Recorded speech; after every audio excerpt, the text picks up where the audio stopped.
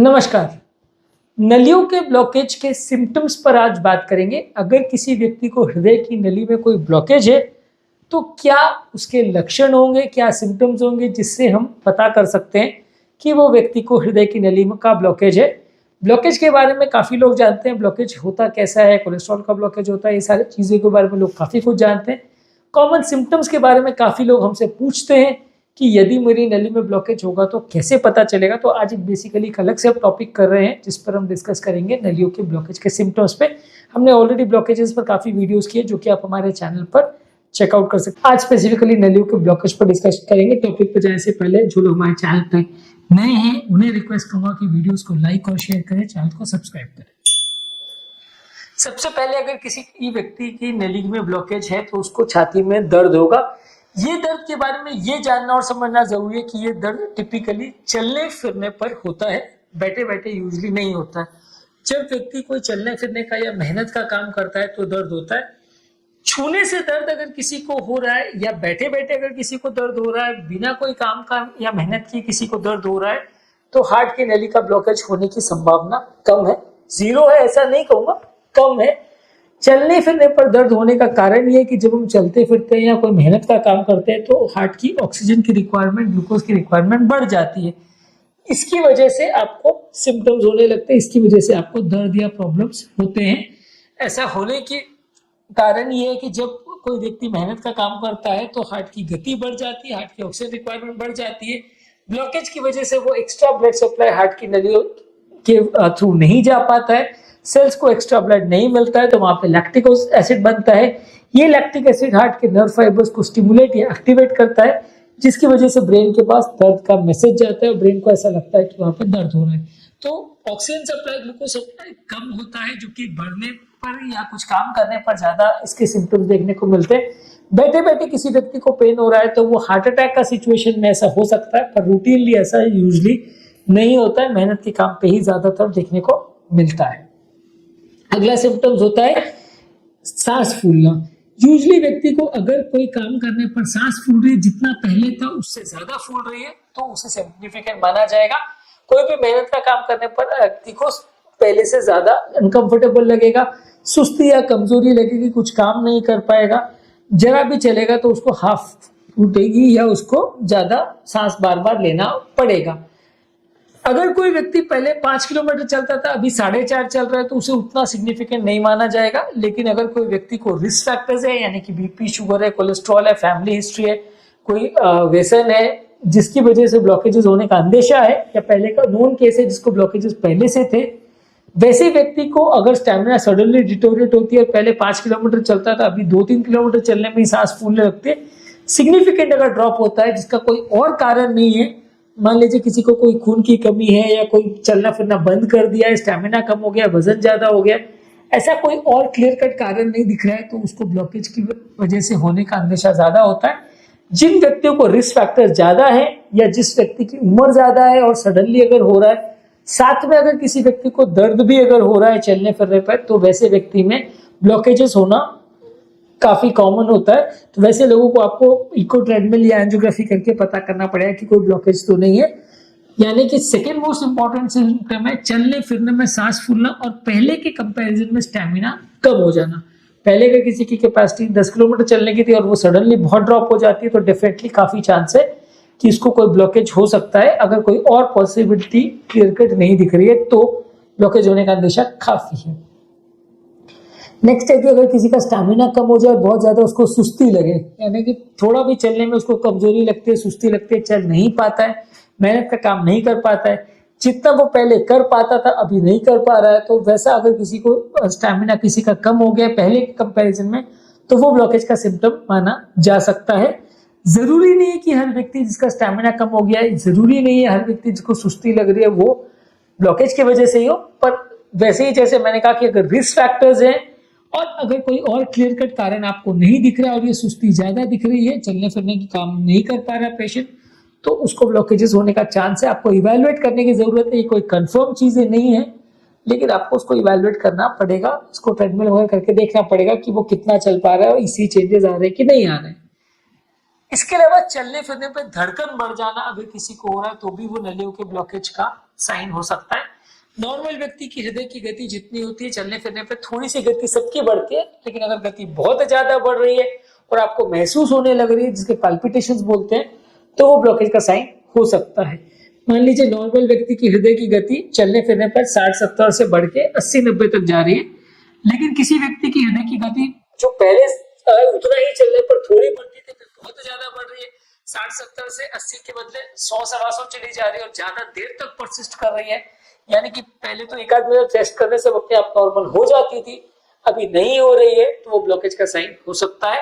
तो वैसे व्यक्ति को जांच करने की जरूरत है कि उसको ब्लॉकेज है या नहीं। यानी चलने फिरने पर धड़कन अगर बढ़ रही है तो वो ब्लॉकेज का साइन हो सकता है। बैठे बैठे अगर धड़कन बढ़ रही है, पाल्पिटेशन हो रहे हैं, तो वो रिदम रिलेटेड प्रॉब्लम हो सकती है। तो वैसे व्यक्ति को ब्लॉकेज ऐसा जरूरी नहीं है, उसको आगे इवेल्युएट करना पड़ेगा। किसी व्यक्ति को बहुत ज्यादा अगर पसीना आ रहा है और मेहनत का काम करने पर, चलने फिरने पर अगर पसीना आ रहा है, तो वो ब्लॉकेज का साइन हो सकता है। जरूरी नहीं है, गर्मी के मौसम में भी पसीना आ सकता है, थायराइड के प्रॉब्लम में पसीना आ सकता है, हाइपरहाइड्रोसिस करके एक बीमारी है जिसमें बहुत ज्यादा एक्सेसिव पसीना आता है, वो काफी कॉमन है। तो हर व्यक्ति जिसको पसीना आ रहा है वैसा जरूरी नहीं है। इसमें भी वही लॉजिक लगेगा कि अगर रिस्क फैक्टर्स है और चलने फिरने पर अगर पसीना आ रहा है, बैठने से आराम मिल रहा है, बिना कारण का पसीना आ रहा है और पहले से ज्यादा आ रहा है, पहले जितनी आपकी तासीर थी, जितना पसीना आता था उससे बहुत ज्यादा आ रहा है, कपड़े भीग जा रहे हैं, इतना पसीना आ रहा है, तो फिर आपको ब्लॉकेज होने का अंदेशा है। कंफर्म नहीं है, आपको उसको टेस्ट से कंफर्म करना पड़ेगा।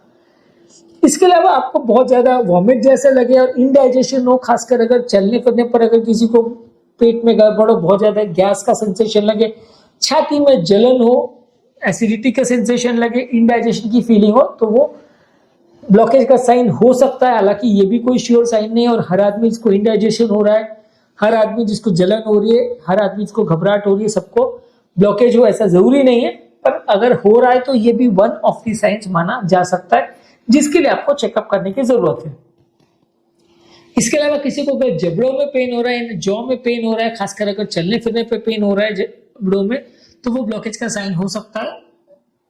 ये भी अगर कोई डेंटल प्रॉब्लम है या जबड़े की कोई बीमारी है वैसा नहीं है, और कोई और क्लियर कट कारण नहीं दिख रहा है, और खासकर अगर चलने फिरने पे सिम्टम हो रहे हैं, तो ही इसको रेलेवेंट माना जाएगा। ये चीजें जो है सारे सिम्टम्स में रेलेवेंट है कि ये अप्रोप्रिएट पेशेंट में जिसमें रिस्क फैक्टर्स है और जिसमें चलने फिरने पे बढ़ रहा है, तो उसको वैलिड माना जाएगा, अदरवाइज उसको वैलिड नहीं माना जाएगा।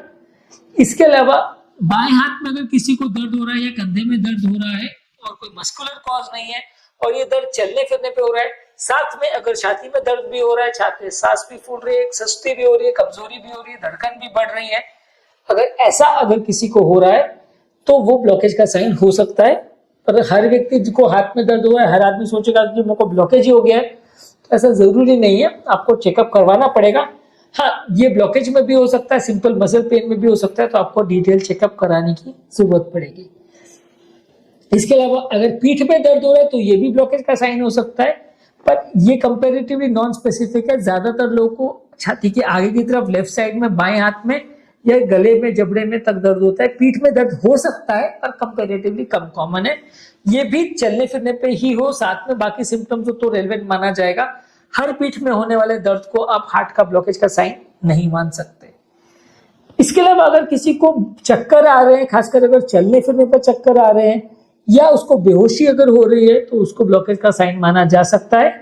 अगर किसी व्यक्ति को चलने में चक्कर आ रहा है, तो उसका कारण ये है कि चलने फिरने पर ब्रेन का ब्लड सप्लाई कॉम्प्रोमाइज हो रहा है, हार्ट का पंप क्षमता कम है, हार्ट उतना ब्लड पंप नहीं कर पा रहा है, जितना ब्रेन को ब्लड पहुंचाने के उसकी कैपेसिटी या स्टैमिना चाहिए हार्ट का, उतना नहीं कर पा रहा है हार्ट का, तो उसको व्यक्ति को चक्कर आ रहे हैं। और खासकर अगर व्यक्ति बेहोश हो गया चलने फिरने पर या कोई काम करने पे, तो वो ब्लॉकेज का साइन हो सकता है।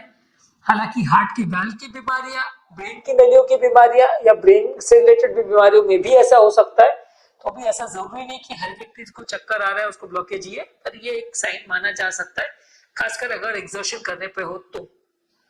इसके अलावा अगर किसी को बहुत ज्यादा बेचैनी हो रही है, बिना कारण के जान चली जाएगी ऐसा लगेगा, बहुत ज्यादा अनईजीनेस, घबराहट हो रही है, बेचैनी हो रही है, इस तरह का जो पहले से किसी को एंजाइटी का प्रॉब्लम नहीं है, और अगर पहली बार किसी को ऐसा हो रहा है, चलने फिरने पे बढ़ रहा है और उसको अच्छा सा नहीं लग रहा है, तो उसको चेकअप करवाने की जरूरत है। पर यह भी वैसे ही है कि इसमें बहुत नॉन स्पेसिफिक चीज है, हर व्यक्ति जिसको घबराहट हो रही, बेचैनी हो रही है, सबको हार्ट का ब्लॉकेज ऐसा जरूरी नहीं है। आपको आगे चेकअप करना पड़ेगा, इको टर्मिनल करना पड़ेगा, उसमें जो फाइंडिंग्स आएगी उसके हिसाब से आप सोच सकते हो कि ब्लॉकेज है या नहीं। तो बेसिकली टॉपिक का समरी ये कि यदि किसी व्यक्ति को चलने फिरने में कोई सिम्टम हो रहा है, जैसे चलने में छाती में दर्द हो रहा है, भारीपन लग रहा है, छाती में घबराहट बेचैनी हो रही है, सांस फूल रही है, कमजोरी या सुस्ती लग रही है, धड़कन अगर बढ़ रही है, उल्टी जैसा लग रहा है, इंडाइजेशन लग रहा है, छाती में जलन हो रही है, जबड़े में दर्द हो रहा है, हाथ में दर्द हो रहा है, या चलने फिरने में पीठ में दर्द हो रहा है, चलने फिरने में चक्कर या कमजोरी या अनकॉन्शियसनेस हो रही है, या अनइजीनेस घबराहट बेचैनी हो रही है जिसका कोई और क्लियर कट कारण नहीं है, रिस्क फैक्टर्स अगर ज्यादा हैं तो आपको इवैल्यूएट करने की जरूरत है। ये सारे ही सिम्टम 100% गारंटेड आपको नहीं बताएंगे कि ब्लॉकेज है या नहीं, आपको आगे चेकअप ही करना पड़ेगा और चेकअप की जो फाइंडिंग्स आएंगी उसके बेसिस पे ही आगे डिसाइड होगा कि क्या प्रॉब्लम है, कितनी प्रॉब्लम है और ट्रीटमेंट की जरूरत है कि नहीं। टॉपिक एंड करने से पहले जो लोग हमारे चैनल पे नए हैं उन्हें रिक्वेस्ट करूंगा कि चैनल को सब्सक्राइब करें, वीडियोस को ज्यादा से ज्यादा लाइक और शेयर करें ताकि ज्यादा से ज्यादा लोगों तक पहुंच सके।